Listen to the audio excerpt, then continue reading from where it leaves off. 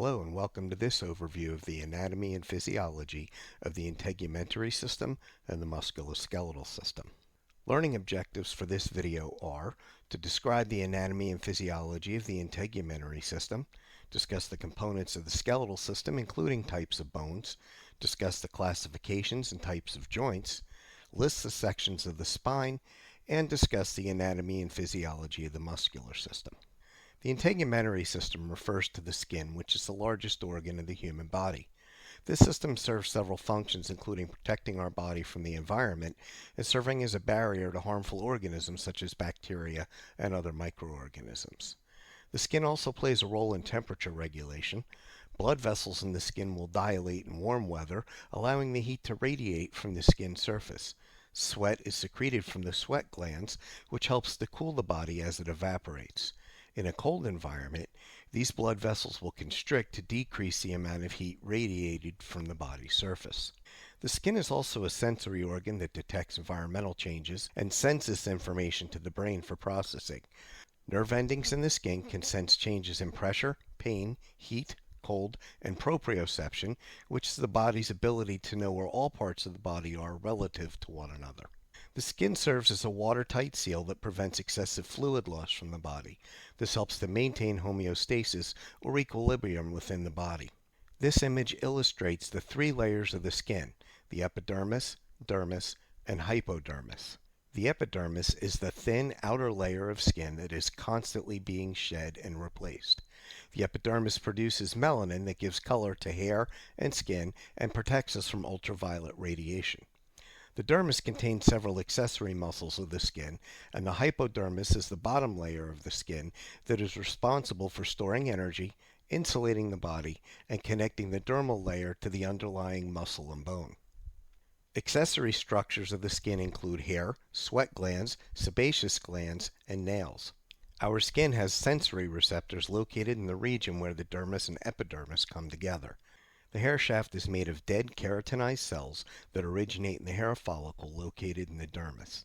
An erector pili muscle connects to each individual hair and enables them to stand up as needed. The purpose is to trap a layer of air as insulation, and this is widely recognized as cutis anserina or goosebumps. The sebaceous glands are oil glands that generate and release sebum to lubricate the epidermis and hair strands. Sebum also has antibacterial properties and helps to prevent water loss in low humidity environments. Sebaceous glands become active during the hormone release that begins in puberty.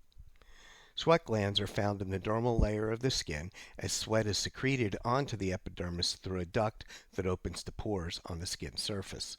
Sweat is produced to cool the body and prevent overheating. When this protective system ceases to function, the patient experiences a life-threatening medical condition called heat stroke. The nail is a specialized epidermal structure that protects the tips of our fingers and toes. The nail body forms at the nail root and is anchored in place by the nail folds in the cuticle. The nail body forms over the nail bed, which is rich in blood vessels that provide that pink color seen underneath the tips of our fingers and toes. The skeletal system is composed of bones and cartilage that serve multiple functions. Bone is a hard connective tissue that comprises most of the adult skeleton, while cartilage is a semi-rigid connective tissue that provides flexibility and a smooth surface for movement. The skeletal system provides a rigid framework and bears the weight of our body. In cooperation with the body's muscles, the skeletal system enables body movement. The skeletal system provides protection for our vital internal organs. For example, the cranium protects the brain, while the rib cage protects our heart and lungs. Red blood cells, white blood cells, and platelets are all made in the bone marrow by a process called hematopoiesis. Bone also serves as a site for fat storage for triglycerides, which can be used as a source of energy. Bone is also a reservoir for the minerals calcium and phosphorus, which can be released back into the bloodstream to support normal body function. An adult has 206 bones in their body that are divided into two groups based on their function: the axial skeleton, seen on the left, and the appendicular skeleton, illustrated on the right. The axial skeleton includes the skull, vertebral column, and the thoracic cage or rib cage that all serve to protect the brain, spinal cord, and heart and lungs respectively. The appendicular skeleton consists of the upper and lower limbs, the pectoral or shoulder girdle, and the pelvic girdle. The appendicular skeleton anchors the limbs to the axial skeleton and permits body movement.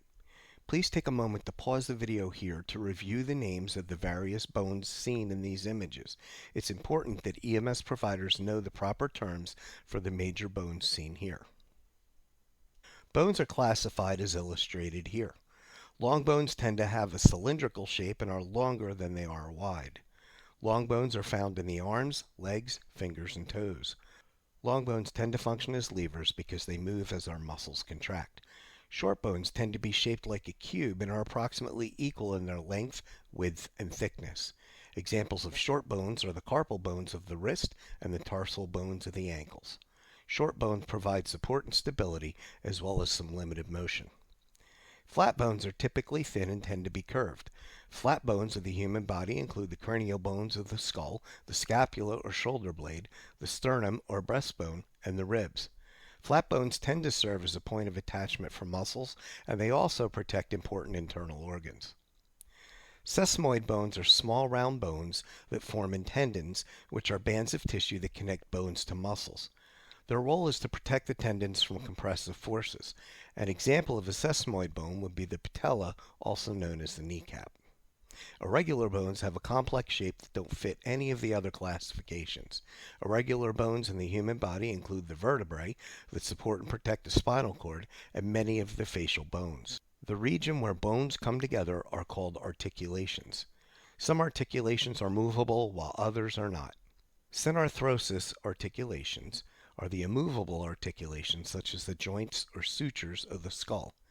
Amphiarthrosis articulations have limited motion and are held in place with a fibrous connective tissue. The discs between the vertebrae of our spinal column are a good example. Diarthrosis articulations have a wide range of motion and include several categories of joints. Non-axial joints do not have a pivot or axis of movement. This includes certain articulations in the wrist and ankle. Uniaxial joints only permit movement along one axis and include the hinge-like joints of the elbow and knee. Biaxial joints allow for movement along two axes and include the thumb and fingers. Triaxial joints provide the widest range of motion because they allow for movement on three different axes. Ball and socket joints, such as the shoulder and hip joints, provide the widest range of motion in our bodies. The vertebral column consists of 33 vertebrae that are subdivided into 5 regions. 7 cervical vertebrae in the neck, where C1 is also called the atlas and C2 the axis. 12 thoracic vertebrae, which connect posteriorly to the 12 pairs of ribs. 5 lumbar vertebrae, which form the lumbar curve of the back. 5 fused sacral vertebrae, and 4 fused coccygeal vertebrae, although some persons may have as little as 3 or as many as 5 fused bones comprising their coccyx. Generally, the sacral and coccygeal fusions do not start until age 20 and are not complete until middle age. Vertebrae vary in size and shape with the 5 regions of the vertebral column. The typical vertebrae consists of a body, vertebral arch, and 7 processes. The vertebrae provide support and protection for the spinal cord and allow for movements such as bending. Intervertebral discs are cartilaginous pads that provide padding between the vertebrae and can change shape to allow for movement of the vertebral column. The human body has over 650 muscles that fall into one of 3 categories: smooth muscle, cardiac muscle, and skeletal muscle. In addition to working with the skeletal system to enable body movement, muscle contractions are responsible for generating 85% of our body heat, and muscle also provides protection for many internal organs. Smooth muscles can be found in the walls of blood vessels, the lining of the gastrointestinal tract, the respiratory tract, reproductive organs, and the erector pili of the skin. Cardiac muscle is a specialized type of involuntary muscle found only in the heart. Cardiac muscle consists of cardiomyocytes and contains specialized pacemaker cells capable of automaticity.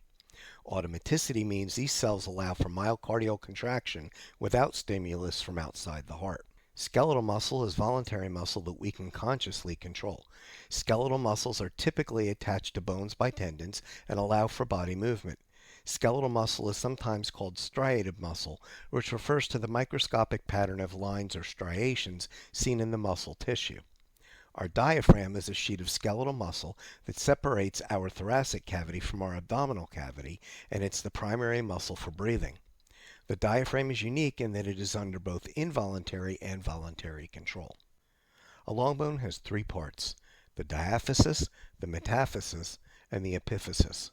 As we can see in this image, the diaphysis is the tubular shaft that runs between the proximal and distal ends of the bone.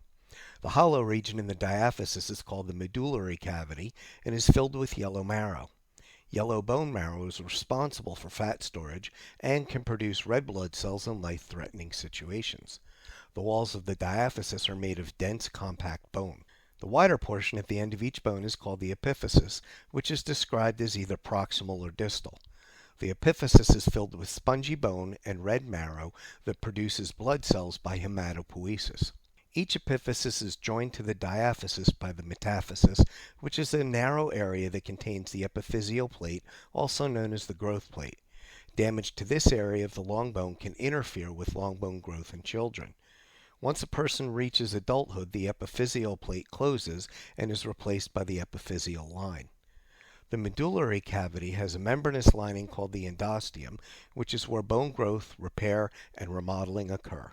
The outer surface of the bone is covered with the periosteum, which is a double layer of connective tissue that contains blood vessels, nerves, and lymphatic vessels that all nourish the compact bone. Bones contain three main cell types that maintain balance and strength: osteoclasts, which break down and reabsorb bone; osteoblasts, which deposit and build new bone and are derived from osteogenic cells; and the osteocytes, which are mature bones that act as sensors for repair. By altering the function of osteoblasts and osteoclasts, hormones help regulate calcium levels in the blood. There are three hormones that control osteoblast and osteoclast activity: parathyroid hormone, or PTH, which increases bone reabsorption by stimulating osteoclasts, leading to increased calcium release from bone. Calcitonin inhibits osteoclast activity, leading to less calcium entering the blood. And calcitriol, which is the active form of vitamin D and stimulates the absorption of dietary calcium. This brings us to the end of this presentation. Thank you for watching.